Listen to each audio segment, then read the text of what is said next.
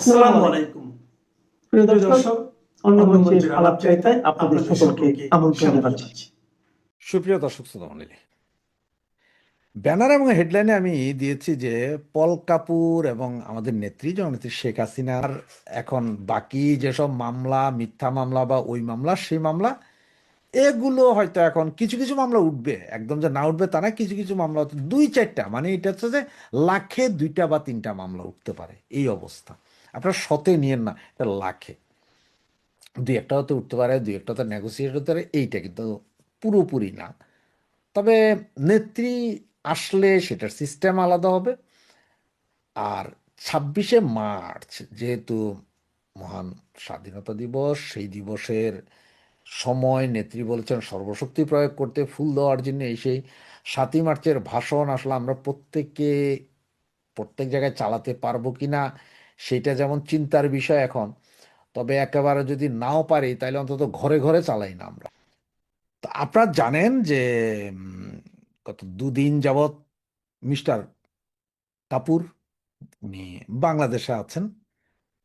তো কাপুর বলতে আমরা বাংলাদেশে একটা জিনিস যে আগে দিতাম, কাপড়ে চোপড়ে দেওয়া হতো, বাংলাদেশে এখনো পাওয়া যায় না, কর্পূর।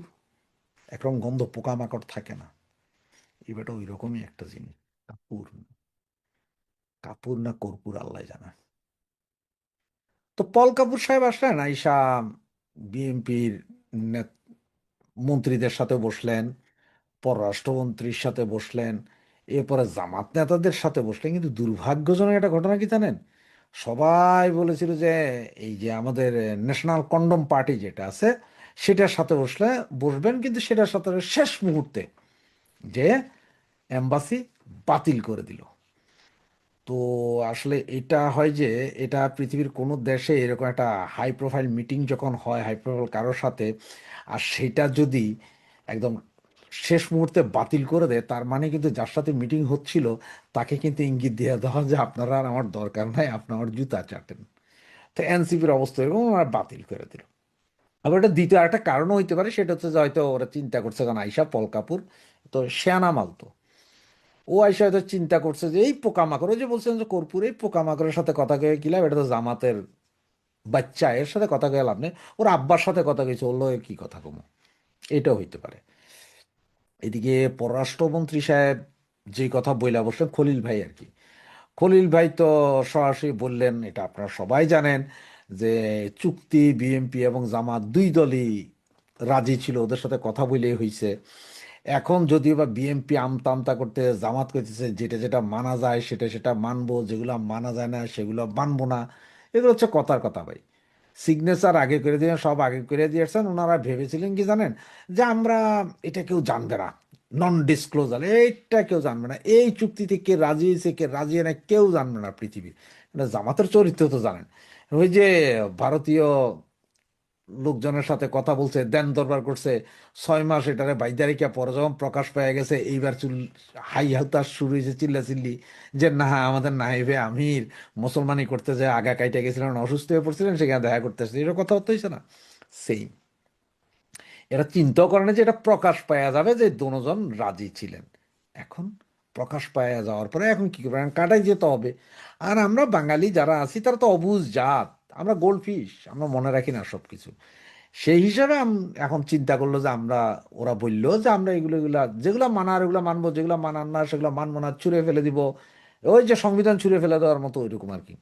কিন্তু আব্বাজানরা আগেই যে চুক্তি, আগেই যে সব নাকখত দাসখত সব দিয়েছেন, সেটা ওনারা এখন অস্বীকার করছেন। তো এর ভিতরে আবার আওয়ামী লীগের একটা প্রতিনিধি দলের সাথে ভার্চুয়ালি বৈঠক হয়েছে বলি, এটা আওয়ামী লীগের পেজও আছে একটা নোটিশ বোর্ড, আবার এই আমেরিকান এম্বাসির একটা সাইডেও আছে। এটা যদিও পেপার পত্রিকা হয়তো প্রকাশ হয় নাই বা হবে না বা হচ্ছে, সেটা তো ভাই পরের কথা। পেপার পত্রিকা অত বেশি পড়ি না। এই তো পল কাপুর এইখানে আসার আগে কিন্তু আবার ইন্ডিয়াতে গিয়েছিলেন। তো ইন্ডিয়াতে যে আসলে আমরা এম্বাসি, উনি আমেরিকান এম্বাসিতে একটা ছবি ছিলেন এবং ওনার সাথে 8-10 জন থিঙ্ক ট্যাঙ্কের সাথে কথা বলেছিলেন। ইন্ডিয়ার থিঙ্ক ট্যাঙ্ক, মানে দিল্লির থিঙ্ক ট্যাঙ্ক, দিল্লির খুব হাই প্রোফাইল কোনো মিনিস্টার, অজিত দোভাল বা আপনার নরেন্দ্র মোদি টাইপের কারোর সাথে কথা হয়েছে বলে বা বিজেপির কোনো হাই প্রোফাইল নেতার সাথে কথা হয়েছে বলে এটা আমরা জানতে পারিনি, কারণ এটা দিল্লিও কিছু বলেনি, এম্বাসিও কিছু বলেনি। এখন ভাই এটা হইতেও পারে, কে জানে। তো এর ভিতরে একটা গুঞ্জন আছে, সেটা হচ্ছে যে শেখ হাসিনার সাথে, মানে আমাদের জননেত্রী শেখ হাসিনার সাথে আসলে কথা হয়েছে কিনা। দেখ, কথা হতেও পারে, আবার না হতেও পারে, সবকিছু নির্ভর করছে নেত্রী কি বলেন, আমেরিকার এম্বাসি কি বলেন। তার কারণ হচ্ছে যে জিও পলিটিক্সে এবং আন্তর্জাতিক রাজনীতিতে এটাতে এমন একটা জিনিস, কে কখন কার সাথে কোথায় কথা বলবে কেউই জানে না, যতক্ষণ না আপনি না জানান, মানে যারা কথা বলেছে তারা না জানান। কারণ এমনও হতে পারে যে হয়তো আমাদের নেত্রীর সাথে ওনার বাসভবনে গিয়ে দেখা করেছেন, কথা বলেছেন, যুক্তি পরামর্শ তর্ক করতেও পারেন, আবার নাও করতে পারেন, আবার হয়তো ফোন আলাপও হইতে পারে, যে কোনো কিছু হইতে পারে, কিন্তু আমরা কেউ জানি না। আপনি, আমি, আমরা জানি না। এটা একমাত্র জানেন হয়তো নেত্রী জানেন, পল কাপুর জানেন, ইন্ডিয়ান গভর্নমেন্টের লোকজন জানেন, এরা জানেন, এরা ছাড়া আর কেউই জানেন না আসলে কথা হয়েছে কি হয় নাই। তো কারণ হচ্ছে যে এখন আপনারা তো বলতে পারেন যে ভাই তাইলে কথা হয়েছে কি হয় না এটা কেউ জানে না, তাইলে আপনি লিখলেন কেন? হ্যাঁ, আমি এই জন্য আমি প্রশ্নবোধক দিয়েছি। ওই যে দেখেন, এটা জানবো কিভাবে? জাস্ট একটু আপনার 3-4-5 দিন আগের একটু কথা, বাংলাদেশ ঘুরে যান। খলিল সাহেব যদি না বলতেন যে বিএনপি এবং জামাতের সম্মতিতেই 9 তারিখের চুক্তি হয়েছে, তাহলে আপনি, আমি, আমাদের কারো পক্ষে জানা সম্ভব হইতো যে চুক্তি হয়েছিল, এরা দুই গ্রুপ জানতো। বা এর আগে যে চুক্তিগুলো হয়েছে নন ডিসক্লোজাল, ওগুলো যদি আজকে যদি প্রকাশ তো পায় না, এখনো কি কি ওখানে আইন আছে, ল আছে, এগুলো তো আমরা জানি না, কারণ এটা প্রকাশই হয় না, আমরা জানবো কিভাবে? এইটা প্রকাশ হয়ে গেছে, আমরা জানছি। তার কারণ হচ্ছে যে এখানে আরো 2টা চুক্তি হওয়ার কথা, স্ট্র্যাটেজিক আরো 2টা চুক্তি, সামরিক চুক্তি হওয়ার কথা, যে 2টা চুক্তি আমাদের নেত্রীর সাথে করার চিন্তা করেছিল বা প্রচুর প্রেশার ছিল, হয় নাই। তবে এইখানে পল কাপুর একটা কথা দুই দলকে বুঝিয়ে দিয়ে গেছে, মানে আপনার জামাত এবং বিএনপিকে, যে আওয়ামী লীগকে রাজনীতি করার সুযোগে দিতে হবে বা ব্যবস্থা করতে হবে। আর সেটা কিভাবে ব্যবস্থা করবে বা কিভাবে আসবে, সেটা এই দলগুলোরই বলতে হবে, বিএনপি বা জামাতকেই বলতে হবে কিভাবে। তার কারণ হচ্ছে যে এই দুটা দলই তো রাজি ছিল যে আওয়ামী লীগকে ব্যান করে দেবে, কারণ আওয়ামী লীগ যদি থাকতো মাঠে তাহলে তো নির্বাচন করে আসাটা খুবই কষ্টকর হতো। তো কষ্টকরটা যাতে না হয় সেই জন্য ব্যান করা হয়েছে। আর এখন বাকি যেসব মামলা, মিথ্যা মামলা বা ওই মামলা সেই মামলা, এগুলো হয়তো এখন কিছু কিছু মামলা উঠবে, একদম যে না উঠবে তা না, কিছু কিছু মামলা হয়তো 2-4টা, মানে এটা হচ্ছে যে লাখে 2টা বা 3টা মামলা উঠতে পারে, এই অবস্থা। আপনার শতে নিয়েন না, এটা লাখে 2-1টা হতে উঠতে পারে, 2-1টা হতে নেগোসিয়েট হতে পারে, এইটা কিন্তু পুরোপুরি না। তবে নেত্রী আসলে সেটার সিস্টেম আলাদা হবে। আর 26শে মার্চ যেহেতু মহান স্বাধীনতা দিবস, সেই দিবসের সময় নেত্রী বলেছেন সর্বশক্তি প্রয়োগ করতে, ফুল দেওয়ার জন্য। এই সেই 7ই মার্চের ভাষণ আসলে আমরা প্রত্যেকে প্রত্যেক জায়গায় চালাতে পারবো কি না সেটা যেমন চিন্তার বিষয় এখন। তবে একেবারে যদি নাও পারি তাহলে অন্তত ঘরে ঘরে চালাই না আমরা, ঘরে ঘরেও যদি টিভিতে, ইউটিউবে বা মোবাইলে চালায় তাও তো হবে। কারণ আমার ঘরে যখন আমি চালাবো, সাউন্ড করে চালাবো, এটা আশপাশে আর 2-4টা ঘরে শুনবে, সেটার হলেও চালাই। একটা সময় আমরা করতাম কি জানেন, পুরো এলাকায় বিএনপির রমরমাকার অবস্থা, কোনো প্রোগ্রাম করতে পারতাম না, হয়তো কোনো একটা মাঝখানে কোনো একটা বিল্ডিংয়ে যায় চালাইয়া দিয়া ব্যাপক আওয়াজে চালাইতাম, চালাইলেও এটা সারা জায়গায় ঘুরতো। বিএনপি তো আধা ঘন্টা পর এসে মাইক টাইক ভাঙচুর করে দিত, তাতে কি সারাদিনের জন্য মাইক নিয়ে আমরা তো আধা ঘন্টা চালাইতে পারছি। এইভাবেও রাজনীতি হয়েছিল, এবারও তো হবে ওই রকম। তো এই হচ্ছে যে কাহিনী আসলে। যেহেতু ওই যে বললাম যে 2 দলের সাথে না, 3 দলের সাথেই কথা হয়েছে, কিন্তু এনসিপির সাথে কথা হয়নি, তাদেরকে বাতিল ঘোষণা করা হয়েছে। সুতরাং দেখা যাক আগামী 12 তারিখের পরে, মানে প্রথম অধিবেশনটার পরে আসলে কি কি আসে, সেটা আমরা বুঝতে পারবো। স্বঘোষিত ভিভিআইপি ইউনুস এই বাংলাদেশে রাস্তা দিয়ে যদি একদিন হাঁটে, তাকে কেউ মারতে না আসলো, তাকে কেউ অপমান অপদস্থ করতে না আসলো, রিক্সাওয়ালারা যে থুতু দিবে, এই থুতুতে হাবুডুবু খেতে খেতে তার এই বাকি জীবন যেটুক বাকি আছে, এই হাবুডুবুর তল থেকে সে উঠতে পারবে না, ওঠার কথা না। কারণ বাংলাদেশের শ্রমজীবী মানুষকে সে যে কষ্ট দিয়ে গেছে, এই কষ্ট শ্রমজীবী মানুষ এই আওয়ামী লীগের দুঃশাসন বলেন, বিএনপি সরকারের ব্যর্থ শাসন বলেন, কখনো এতটা কষ্ট ভোগ করেনি। শ্রমজীবী মানুষ যে কষ্ট পেয়েছে, সেই ইউনূস কি কি সুবিধা নিয়ে গেছে আমরা তো জানি। সে হচ্ছে ভিভিআইপি ঘোষণা করেছে, এসএসএফ সুবিধা পাবে, সেসব নিয়েই আজকের আয়োজন। আমরা যদি খবরটা শুরু থেকে পড়ে আসি এরকম যে ত্রয়োদশ জাতীয় সংসদ নির্বাচনের মাত্র দুদিন আগে জারি করা একটি গ্যাজেটের মাধ্যমে তৎকালীন অন্তর্বর্তী সরকারের প্রধান উপদেষ্টা ডক্টর মোহাম্মদ ইউনূসকে ভেরি ইম্পর্টেন্ট পার্সন ভিভিআইপি মর্যাদা দেওয়া হয়েছে। বিষয়টি সরকারি গ্যাজেট হলেও প্রধান উপদেষ্টা কার্যালয়ের নির্দেশনার কারণে কতটা ভেতরে দুরু দেখেন, সেই ইউনূসে আবার নির্দেশনা দিয়েছে, তার নির্দেশনার কারণেই বাংলাদেশ গভর্নমেন্ট প্রেসের ওয়েবসাইটে প্রকাশ করা হয়নি। মানে 10 তারিখে জানাজানি হলে মুশকিল, এটা একটা বাজে রিপারকেশন হবে, যাওয়ার আগে সে এই তেলেসমাতি করে যাচ্ছে। 10 ফেব্রুয়ারি 2026 তৎকালীন প্রধান উপদেষ্টা কার্যালয়ের সচিব মোহাম্মদ সাইফুল্লাহ পান্না গেজেটে স্বাক্ষরে গেজেটটি জারি করা হয়। গেজেটে বলা হয়, বিশেষ নিরাপত্তা বাহিনী আইন 2021 ধারা 2 ক অনুযায়ী তাকে এই মর্যাদা দেওয়া হয়েছে। বাংলাদেশ গভর্নমেন্ট প্রেসের উপপরিচালক মোহাম্মদ ইউসুফ প্রধান উপদেষ্টা কার্যালয়ের পাঠানো নথির ভিত্তিতে গেজেটটি মুদ্রিত হয়েছে, তবে প্রধান উপদেষ্টার কার্যালয়ের নির্দেশনা অনুযায়ী এটি ওয়েবসাইটে প্রকাশ করা হয়নি। মূলত স্পেশাল সিকিউরিটি ফোর্স নিরাপত্তা বেষ্টনীতে থাকার জন্য এই পদক্ষেপ নেওয়া হয়। তার ভয় বাঙালিকে সেই যে অত্যাচার করেছে, যে নির্যাতন করেছে, যে অপশাসন দিয়েছে, আর যে লুটপাট করেছে তার লোকজন, এবং সে নিজে এই রাষ্ট্রের কাছ থেকে যে সুবিধা আদায় করে নিয়েছে, কে না কে কোন দিক দিয়ে এসে সেখানে থাবা দিয়ে বসে। আরে অন্যায় উপার্জিত অর্থ তো থাকে না। তার এই যতই নিরাপত্তা বেষ্টনীতে থাক, যতই লক্ষিন্দরের বেহুলার লক্ষিন্দরের বাসর রাতের মতন সে নিশ্চিত নিরাপত্তা বেষ্টনীতে থাক, তার ভেতরে তো কলিজা ধুপ করছে। রাষ্ট্রপতি, প্রধানমন্ত্রী বা প্রধান উপদেষ্টা এবং অতি গুরুত্বপূর্ণ ব্যক্তিদের নিরাপত্তা বিধিমালা 2025 অনুযায়ী একজন ভিভিআইপি হিসেবে ডক্টর ইউনূস তার বাসভবন এবং কর্মস্থলে এসএসএফ নিরাপত্তা পাবেন।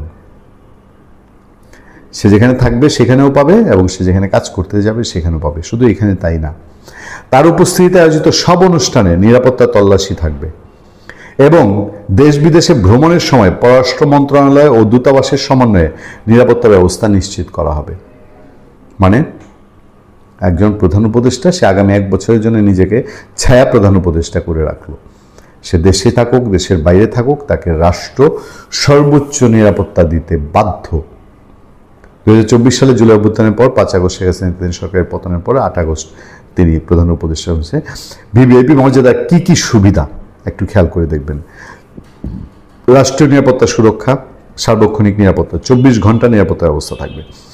সশস্ত্র নিরাপত্তা এসকর্ট, নিরাপদ পরিবহন ব্যবস্থা, প্রোটোকল সুবিধা, বিমানবন্দরে অগ্রাধিকার ভিত্তিতে প্রবেশাধিকার, সরকারি অনুষ্ঠানগুলোতে বিশেষ অভ্যর্থনা প্রোটোকল, রাষ্ট্রীয় অনুষ্ঠানে সংরক্ষিত আসন ও চলাচল নিয়ন্ত্রণ। দেখেন, বিমানবন্দরে হেঁটে যাবে, তাকে কোনো কিছু চেক করা নাই, সব রেডি থাকবে, সে বেরিয়ে যাবে, মানে প্রধান উপদেষ্টার যা হয় তাই। তারপরে বিশেষ অভ্যর্থনা প্রোটোকল, রাষ্ট্রীয় অনুষ্ঠানে তার জন্য সংরক্ষিত আসন ও চলাচল নিয়ন্ত্রণ, মানে তাকে যাওয়ার পথে চলাচল নিয়ন্ত্রণ, সরকারি লজিস্টিক সহায়তা, সরকারি গাড়ি, নিরাপত্তা কনভয়, প্রয়োজন অনুযায়ী রাষ্ট্রীয় স্থাপনা ব্যবহারের সুযোগ,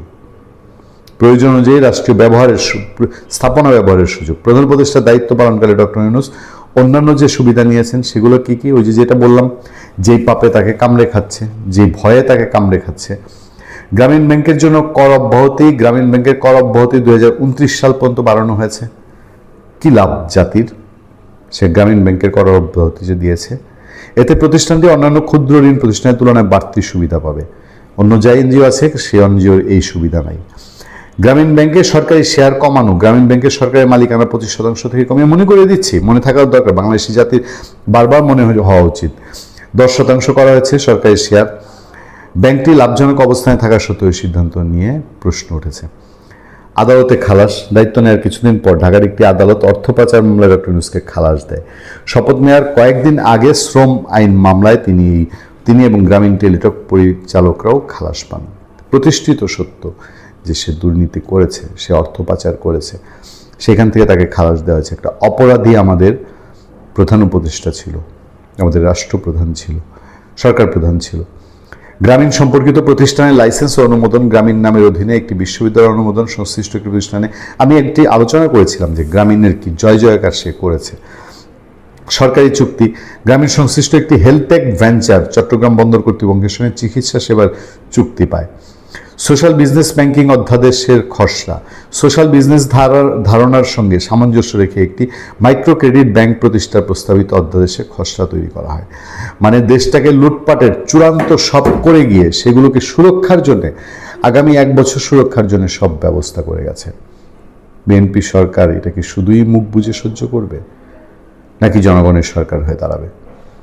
ভালো থাকবেন। মার্কিন যুক্তরাষ্ট্রের যিনি দায়িত্বপ্রাপ্ত অতিরিক্ত সচিব ভারতের পররাষ্ট্র মন্ত্রণালয়, তার সঙ্গেই সাক্ষাৎ করেছেন। আর কোনো সাক্ষাৎ হয়নি, কোনো মন্ত্রী, পররাষ্ট্র সচিব আর কারোর সঙ্গে নয়। এবং তিনি আর সাক্ষাৎ করেছেন কয়েকজন থিঙ্ক ট্যাঙ্ক বা সাংবাদিকদের সঙ্গে আর কি। এরপরে তিনি ফিরে গিয়েছেন। ভারতে যেটা তার মানে, আপনি যেটা বাংলাদেশে দেখছেন, বাংলাদেশের মন্ত্রী সকলেই প্রায় তার সঙ্গে সাক্ষাৎ করতে আগ্রহী। ভারতে কিন্তু এরকম কোনো ব্যাপার নয়। ভারতে তার অ্যাসিস্ট্যান্ট সেক্রেটারি তার পদমর্যাদা অনুসারে তিনি সাক্ষাৎ করেছেন, তার বেশি গুরুত্ব ভারত তাকে দেয়।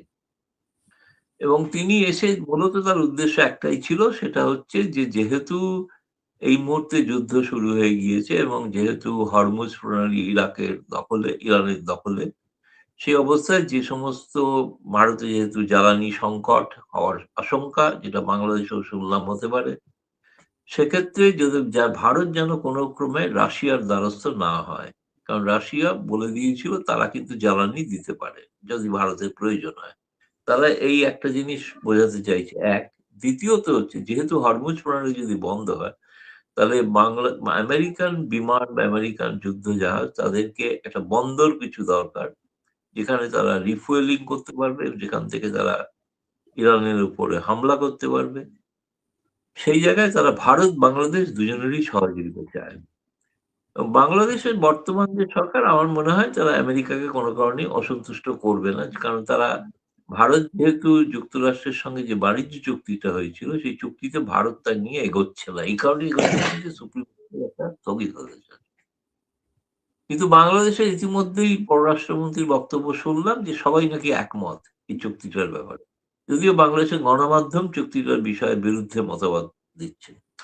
এটা আমার বলতে কোনো দ্বিধা নেই। আমি জানি না মামুন ভাই কিভাবে নেবেন। শেখ হাসিনার বিরুদ্ধে অভিযোগ ছিল তিনি দেশকে বিক্রি করে দিয়েছিলেন। এরা দেশকে বিক্রি করলেন কি করলেন না, এটা বাংলাদেশের মানুষ আগে সিদ্ধান্ত নেই। তারা চোখে চোখ রেখে কথা বলবেন বলেছিলেন। চোখে চোখ মানে চোখ আমেরিকার খোলা, কিন্তু বাংলাদেশিদের চোখ বন্ধ, আমার দেখে মনে হয়েছে। কারণ যে চুক্তিটা সুপ্রিম কোর্টে স্থগিত আছে, সেটাকেও তারা বলছেন মেনে নেবেন। এবার তিনি বাংলাদেশে গেলেন, বাংলাদেশের সকলের সঙ্গে কথা বললেন, কিন্তু একটা জিনিস আমার কাছে খুব গুরুত্বপূর্ণ ছিল, সেটা হচ্ছে তিনি ইউনূসের সঙ্গে সাক্ষাৎ করেন কি করেন না। এবং এনসিপির সঙ্গে সাক্ষাৎটা না করাটা এবং খুব গুরুত্বপূর্ণ। এবং আমার মনে হচ্ছে, আমি জানি না শেষ পর্যন্ত ইউনূসের সঙ্গে সাক্ষাৎ করে, আমি যেটা যতদূর জানি যে ভারতের থেকে, যেটা আমি যাদের সঙ্গে মিট করেছেন তাদের সঙ্গে কথা বলে বুঝেছি, যে জামায়াত ইসলামী দিয়ে আমেরিকার যে উদ্দেশ্য সেটা সাধিত হয়েছে। তাদের পছন্দে বিএনপি ছিল, জামায়াতকে ব্যবহার করেছেন, আর প্রয়োজন নেই। এবং সেক্ষেত্রে হয়তো ইউনূসকেও আর প্রয়োজন নেই। কারণ এই প্রশাসন, ট্রাম্প প্রশাসন, ক্লিন্টন প্রশাসনের ঘনিষ্ঠ ইউনূসকে রাষ্ট্রপতি করতে চাইলেন, সেটা নয়। ফলে তারেক রহমান সরকারের প্রতি আমেরিকার সম্পূর্ণ আস্থা, যেহেতু তাদের কোনো স্বার্থে বিরোধী কোনো কথা এখনো তারেক রহমান সরকার বলেননি আর। এবং সেক্ষেত্রে আমার যেটা মনে হয় সেটা হচ্ছে যে আমেরিকার সঙ্গে একটা ভালো বোঝাপড়া তারেক রহমান সরকারের আছে। এবং সেটা হয়তো ভালো মন্দ সেটা পরে দেখা যাবে, সেটা বাংলাদেশের মানুষ স্থির করবেন। সেই কারণে আমি বলছি, এই যে ঝটিকা সফর যেটা বলা হচ্ছে, ভারতের ঝটিকা সফর ছিল, উনি এখনো আছেন। তিনি অ্যাসিস্ট্যান্ট সেক্রেটারি, স্বাভাবিকভাবেই তিনি দক্ষিণ এশিয়া এবং মধ্য এশিয়ার দায়িত্বপ্রাপ্ত। কিন্তু একটা জিনিস লক্ষ্য করবেন, ছবিগুলো যদি দেখেন, বাংলাদেশের ছবি দেখছেন, সেখানে কিন্তু বাংলাদেশে নিযুক্ত মার্কিন রাষ্ট্রদূত উপস্থিত আছেন। ভারতে যিনি যে বৈঠক করেছেন, তার যে ছবি তিনি নিজে পোস্ট করেছেন, তাতে কোথাও কিন্তু ভারতে নিযুক্ত মার্কিন রাষ্ট্রদূত সার্জেই গোর উপস্থিত নেই। তার কারণ হচ্ছে সার্জেই গৌড়ের সঙ্গে ট্রাম্পের সরাসরি যোগাযোগ। তিনি অ্যাসিস্ট্যান্ট সেক্রেটারি তা কি মিটিং করলেন না করলেন সেই নিয়ে সার্জেই গৌড়ের কোনো মাথা ব্যথা কিছু নেই। সেই কারণেই ভারত আমার মনে হয় না বাংলাদেশের যে গুরুত্ব উনি পাচ্ছেন, সেই গুরুত্বটা ভারতে তিনি তেমন কোনো গুরুত্ব পাননি। এবং যারা মিট করেছেন তাদের সঙ্গে কথা বলে আমি যেটা বুঝেছি যে অনেক কিছু বিষয়ে তিনি এখনো মানে সড়গড় হতে চাইছেন। মানে আগে কিন্তু এই পোস্টটাতে যিনি ছিলেন তিনি কিন্তু প্রবল প্রতাপান্বিত একজন ব্যক্তি। তিনি কিন্তু ডোনাল্ড লু। তিনি প্রায় বাংলাদেশের ক্ষমতা পরিবর্তনে একটা ভূমিকা পালন করছেন বলে অনেকে মনে করতেন। সেই পোস্টে থেকেও কিন্তু পল কাপুরের সেই ধরনের কিন্তু আমার মনে হয় না যে সেই ধরনের তার ক্লাউড বা ইত্যাদি আছে আর কি। বাংলাদেশ ছোট দেশের ক্ষেত্রে আমেরিকা এই ধরনের একটা আচরণ করে এবং দেখায়, তারা প্রভুত্ব দেখায়। এবং আমি যে দেখলাম বাকি সমস্ত রাজনৈতিক দলের নেতারা তার সঙ্গে দেখা করতে যাচ্ছেন। তিনি একমাত্র এসেছিলেন পররাষ্ট্র মন্ত্রণালয়, আর তিনি পররাষ্ট্র প্রতিমন্ত্রীর সঙ্গে সাক্ষাৎ করেছেন, বাণিজ্য মন্ত্রণালয়ের সঙ্গে সাক্ষাৎ করেছেন। তার উদ্দেশ্য একটাই ছিল যে বাংলাদেশের যে প্রশ্ন উঠেছে চুক্তিটা নিয়ে, সেই চুক্তি সম্পর্কে তিনি নিশ্চিত হয়েছেন যে এই চুক্তিটা সম্পর্কে বাংলাদেশ পিছিয়ে আসবে না। ভোটের আগেই নাকি এনসিপি, জামায়াত এবং বিএনপি সকলেই একমত ছিল। আমি ভারতে যদি মুসলমানেরা না থাকতো তাহলে ভারত আমেরিকা হতো, মুসলিম না থাকলে। আশ্চর্যবোধক চিহ্ন দিয়েছি, আমি সিদ্ধান্ত দেইনি। আসেন একটু এই ব্যাপারে আলোচনা করি। আমি একটা ছোট্ট 1.5-2 মিনিটের কিছু কথা বলেছিলাম, অনেকেই সহমত হয়েছেন, সেখানে হাজার হাজার ভিউ হয়েছে। আমি বলেছিলাম যে মানে কয়েক লাখ ভিউ হয়ে গেছে। আমি বলেছিলাম যে ভারত যদি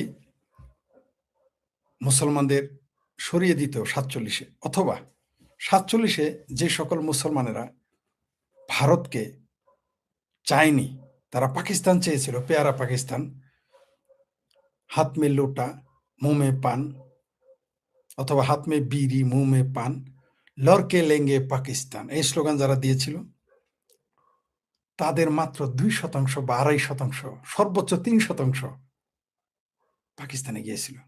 তার মানে বুঝতে পারছেন তো, শেয়ানা পাগলা, মানে বিচার যাই করো তাল গাছ আমার। চাইলো পাকিস্তান হলো, পরে আর যায় নাই। কেন গেল না? লক্ষ লক্ষ মানুষ মরে গেছে এই কারণে। লক্ষ লক্ষ মানুষকে যারা এগুলো বুঝতো না তারাও মরে গেছে, তাদের মরতে হয়েছে, ধর্ষণ হয়েছে, খুন হয়েছে, কত রক্তপাত, কত মায়ের কোল খালি হয়েছে এই পাকিস্তান বানানোর জন্য, কত মা বোন ধর্ষণ হয়েছে এই পাকিস্তান বানানোর জন্য। কিন্তু যখন পাকিস্তান হইল আর ভালো লাগলো না, যায় নাই। এমনকি যারা যারা গিয়েছিল তাদেরও বৃহত্তর একটা অংশ ফেরত আসছে, আবার ভারতে ফেরত আসছে। ভাবছিল নতুন ভাবে হাঙ্গা বইলে কত না জানি আদর করবে, বাস্তবতা টোটালি ভিন্ন। এমনকি সেই স্বাদের পাকিস্তানে, সেই স্বাদের শুয়োরখোর, গিদরখোর, মদখোর, বেনামাজি, জিন্নার পাকিস্তান, জিন্নার ইসলামী পাকিস্তান, সেখান থেকে প্রথম যে আইনমন্ত্রী ছিল তাকে পালায় চলে আসতে হচ্ছিল। ওটা গেল তো হিন্দুদের কথা, মুসলমানও পালায় আসছে। আজকে ভারত যে দেখেন, অনেক মুসলমান যারা চলে গিয়েছিল পাকিস্তানে, সেখান থেকে আবার ফেরত আসছিল ভারতে। আর এখান থেকে তো 98-97% যাই নাই। তার মানে কত বড় বদমাইশি এবং ভণ্ডামি। আপনি বললেন আমি উত্তরে থাকবো না, দক্ষিণে চলে যাব, বা বললেন আমি পূবে থাকবো না, পশ্চিমে চলে যাবো, বা পশ্চিমে আছি পূবে চলে যাবো, থাকবো না, গেলেন না কেন? ধালমে কুস্ত কালা হায়, যাক সেটা অন্য প্রসঙ্গ। যদি এরা চলে যেত, আমি বলেছি যে পাকিস্তান, আজকে আমেরিকা যদি এই মুসলমানেরা, মানে কোন মুসলমান, যে মুসলমানেরা পাকিস্তান চেয়েছিল, আবার বলি অনেকে আমার সেটা ভুল ব্যাখ্যা করেছে, যে সকল মুসলমানেরা পাকিস্তান চেয়েছিল তারা যদি প্রত্যেকে চলে যেত, যারা ভারত মাতা চেয়েছিল, যারা ভারতকে ভালোবাসতো, যারা ভারতীয় সভ্যতাকে সংস্কৃতি ভালোবাসত, তাদের কথা বলি নাই। বলেছি যে সকল যারা পাকিস্তান চেয়েছিল, যেমন ধরেন ওই যে আসাদ ওয়াইসির বাপ, মানে আসাদ ওয়াইসির পরিবার, এখন আওয়ামী লীগ, এখন ভারতের বিরাট নেতা, এমপি, ইলেকশন করে এমপি হয়, বাংলাদেশের মতো রাজাকার মন্ত্রী হয়। এখন শুধু মন্ত্রী হওয়া বাদ, একদিন মন্ত্রী, ভারত বিরোধী বহু মানুষ মন্ত্রী হয়েছে ভারতে। অদ্ভুত ব্যাপার, পৃথিবীতে দুইটা দেশ পাবেন, একটা হচ্ছে ভারত আর হচ্ছে একটা হলো পাকিস্তান, সরি আরেকটা হলো আমাদের বাংলাদেশ। এইখানেই একমাত্র স্বাধীনতা বিরোধীরা জায়গা পায়, আর পৃথিবীর কোথাও নাই। যে পাকিস্তান চায় না, পাকিস্তানে একটা লোক দেখান তো, পাবেন আপনি খুঁজে? একটা লোক বের, যে চীন চায় না সে চীনে আছে, বের করে দেখান তো, পাবেন না। সব রাজাকার আলপত পাবেন ভারত আর পাকিস্তানে, সরি ভারত আর বাংলাদেশে। পাকিস্তানেও তারা তাদের দেশ বিরোধী একটাও জায়গা দেয় নেই, দিবেও না কোনোদিন। বরং পাকিস্তান যারা চেয়েছিল, এই যে আজকে যাদের আহমেদিয়া মুসলমান বলেন বা কাদিয়ানি বলেন, এই পাকিস্তান প্রতিষ্ঠায় এদের শারীরিক, মানসিক, আর্থিক, বুদ্ধিবৃত্তিক সকল প্রকার সহযোগিতা করেছিল কাদিয়ানিরা পাকিস্তান বাণীতে। যাওয়ার পরে একেবারে ওকে কতলেআম করছে। কেমন লাগে? সাদের পাকিস্তানের প্রথম বলি হয়েছিল আহমদিয়ারা, কাদিয়ানিরা। তাদের শুধু অমুসলিমই ঘোষণা করে নাই, তাদেরকে পাইকারি হারে রাস্তায় ফেলে জবাই করেছিল। কমিউনিস্টের একটা কথা বলে নাই, এটা আমার কাউরে বললেন না। এটা বললেন না, এই মেসাকার নিয়ে কোনো কমিউনিস্ট কথা বলে নাই ভারতের। বলবেও না আপনাকে। যাই হোক, সেটা অন্য প্রসঙ্গ। যদি আরেকটা যোগ করেছি আমি আমার ওই কথা, যে শুধু এই মুসলমানেরা না, মানে কোন মুসলমান, যে মুসলমান পাকিস্তান চায় নাই, মানে ভারত চায় নাই, যারা পাকিস্তান চেয়েছে ভারত চায় নাই, যারা 47 চেতনায় উজ্জীবিত ছিল, জিন্নার চেতনায় উজ্জীবিত ছিল, তারা এবং সিংকু বাম যারা জালিয়াত বাম, এদের শুধু আপনি ভারত থেকে বের করে দেন, এখনো ভারত 30 বছরের মধ্যে আমেরিকার, সর্বোচ্চ 30 বছর আমেরিকার কাছাকাছি চলে যাবে একেবারে। ওই চায়না বলেন, সিঙ্গাপুর বলেন, ইউকে কোলাবে না, সামনে ওই জার্মান বলেন, কিচ্ছু কোলাবে না। এখনো যদি এদের আপনি বলেন তো ওরা ইনঅ্যাক্টিভ থাকো, বা এরা যদি ভালো আর কি, মনে করেন একটা ঘটনা ঘটলো, মানে মগজ ভালো হয়ে গেল, 20 বছরের মধ্যে এই ভারত এখন মানে প্রতি বছরে মনে করেন যে একটা করে দেশকে পিছনে ফেলে চলে যাবে। কিন্তু ভারতে বাস করে এই মুসলমান, যে সমস্ত 47 চেতনাধারী মুসলমান, এরা হচ্ছে ভয়ঙ্কর ভারতের জন্য, শুধু ভারতের জন্য, আর সারা পৃথিবীর জন্য ভয়ঙ্কর। আর ভয়ঙ্কর হচ্ছে ভারতের সিংকুবাম। এই কথা আমি বলার কারণে অনেকে আমার প্রতি অসন্তুষ্ট হইলে আমার কিছু করার নাই ভাই, কারণ যা বাস্তব, যা সত্য, সত্য সত্যই। আপনি সত্যকে কিভাবে অস্বীকার করবেন? আপনি দেখেন যে সকল চিঙ্কুবাম আছে, যে সকল চিঙ্কুবাম, এদের আচরণগুলো দেখেন, আপনি চিঙ্কুবামদের আচরণগুলো দেখেন, তাদের প্রত্যেকটা কাজ ভারত বিরোধিতা করা। এদের কাছে নরেন্দ্র মোদী ফ্যাসিস্ট, কিন্তু এই আল্ট্রা ফ্যাসিস্ট খোমেনি এদের কাছে খুব ভালো। ভারতের মুসলমানেরা বাপরে বাপ, এই যুদ্ধ শুরু না হলে কিন্তু আমরা জানতামই না যে ইরানে, মানে এরা খায় বা ভারতে থাকে, ভারতে গীত গাইলো ইরানের, এটা জানতামই না। সেই জন্যই বলেছি, ভারতে শিয়া বলেন আর সুন্নি বলেন, এরা কেউ দেশপ্রেমী না, ভারতের প্রতি তাদের দেশপ্রেম না। আমি জানি আমার এই বক্তব্য অনেকে প্রতিবাদ করবেন, ভিন্ন ব্যাখ্যা করবেন, কিন্তু সত্য তো সত্যই। আজকে যদি এই হামলাটা ভারতের উপর হইতো, নরেন্দ্র মোদীর উপর হইতো, এই সবগুলো হাততালি বাজাইতো, ঈদ পালন করতো, যশনের জুলুস বানাইতো, তাদের এখন বুক ফাটে যায় 4000 মাইল দূরে ইরানের জন্য। কিন্তু ভারতে যখন হিন্দুদের নুনুর আগা দেখে মারছে, এদের কোনো প্রতিক্রিয়া ছিল না, বরং এটা তো নরেন্দ্র মোদী করছে। কিন্তু ইরানের খোমেনির জন্য তারা হাই হোসেন করতেছে। আচ্ছা, ওরা নয় করলো মুসলমান, সিংকুমামের হাই হোসেন করে কে? যে সমস্ত সিংকুমান ভারতে হাই হোসেন করতেছে খোমেনির জন্য, তাদের ঘেটি ধরে এই সিংকুমামদের ইরানে একটু পাঠানো দেয়। কারাত মারাত, ফারাত মারাত, কি নাম আছে যেন, চ্যাটার্জি, ব্যাটার্জি আছে না কতগুলো বদমাইশ, যেটা বামপন্থী, যে পোশাক আছে, জাস্ট ধরে নিয়ে বলেন যে তুই 5 মিনিটের জন্য ইরান থেকে ঘুরে আয়, সবগুলো মা স্বামিনী বানায় ফেলবে। একটু ঘুরে আসতে বলেন, ভারতে থাকো তো, গণতন্ত্র আছে তো, মজা পাও না। বাংলাদেশে এসে থাকো, নিজের পক্ষে দেখো, মজা বুঝবা। এই ভারতের বাম হলো 1 নম্বর, এরা হলো 1 নম্বর ভারত বিরোধী, ভারতকে ধ্বংসই করেছে এরা। এই ভারতকে পিছিয়ে দেওয়ার জন্য আজকে মুসলমানদের চাইতে বেশি দায়ী ভারতের চ্যাটার্জি মার্কা যেগুলো হিন্দু বাম আছে, এরা ধর্মনিরপেক্ষতা প্রমাণ করার জন্য গরুর গোস্ত খায়, কিন্তু শুয়োরের গোস্ত খায় না। এই ভারতের বামেরা হইলো আঙ্গুর জামাল ফিরে পাগলা, আঙ্গরে আর কি, বুঝছেন? আমাদের জামাল ফিরে পাগলা, আঙ্গর মানে আমাদের। এই ভারতের বামপন্থীরা জামাল ফিরে পাগলা, 3টা ডিমের হালি বেছে, 5টাই বেছে না। গরুর মাংস খাবে রাস্তায়, কিন্তু কলকাতা শহরে কিন্তু শুয়োরের মাংস মিক্সার করে দিলে মুরব্বী খাওয়া যাবে না। তখন প্রগতিশীলতাও সাঙ্গে উঠে যায়, আমরা সবই খাই। আমাদের বলো না আমরা নাকি ভণ্ড, তো আমাদের কাছে শুয়ার গুস্ত গরু সব একসাথে দেবো, খাই দেখাই দেয়, তোমরা খাও দেখি পারো কিনা। তো ভণ্ড কে? ভণ্ডটা কে? তোমরা যে গরু কেন খাও না তো বুঝি, মুসলমানের ভোট দরকার, দিছে না ভোট বস্তা বইরা বইরা। বাংলাদেশের মতো ভারতও বামেরা জাদুঘরে চলে যেতেছে এবং যাবে, অথচ এই ভারতবর্ষ বা এই ভারতবর্ষ সমাজতান্ত্রিক রাষ্ট্র হওয়ার কথা ছিল, চাইনার মতো আজকে ডেভেলপ হওয়ার কথা ছিল, এই সিঙ্গবামদের জন্য পারে নাই, কারণ এগুলো বাটপার। চাইনিজ বামেরা অরিজিনাল যেগুলো, এগুলো তাও দেশের জন্য কিছু করছে, কিন্তু এই দেশে যেগুলো বাম, ভারত বলেন আর বাংলাদেশ, এই সিঙ্গবাম এগুলো সব বাটপার। এরা দেশ বিরোধী, এরা বাংলাদেশ বিরোধীও ভারত বিরোধীও। যেটা বলতেছিলাম ওই প্রসঙ্গে আবার যাই, সেটা হচ্ছে যে যারা আমার উপরে খেপে গেছেন এই কথা বলার জন্য, এমনকি ভারত থেকে আমার গালে গালাজ করছে, ভারতের লোক আবার কিছু সমালোচনা করেছে, বাংলাদেশ তো করবেই। পাকিস্তানের বুদ্ধিজীবী হাসান নিসার এই কথা বলছিল যে ভারত যদি 47 সালে এদের বের করে দিত বা মুসলমান সত্যি চলে যেত, তাহলে ভারত আজকে পৃথিবীর সেরা দেশ হইতো। তারও গালি দেন, আমি তো পড়ালেখা জানি না, আমি তো পড়ালেখা করি না, ঘিলু নাই, জামালপুর বাড়ি, কোথাকার কোন পরিত। হাসান নিসার সে তো বিশ্ববিদ্যালয়ের অধ্যাপক, পাকিস্তানের জানে মানে বুদ্ধিজীবী, কলম নিগার, তার বিরুদ্ধে বলেন জানি এখন শুইয়া যাবে আর কি।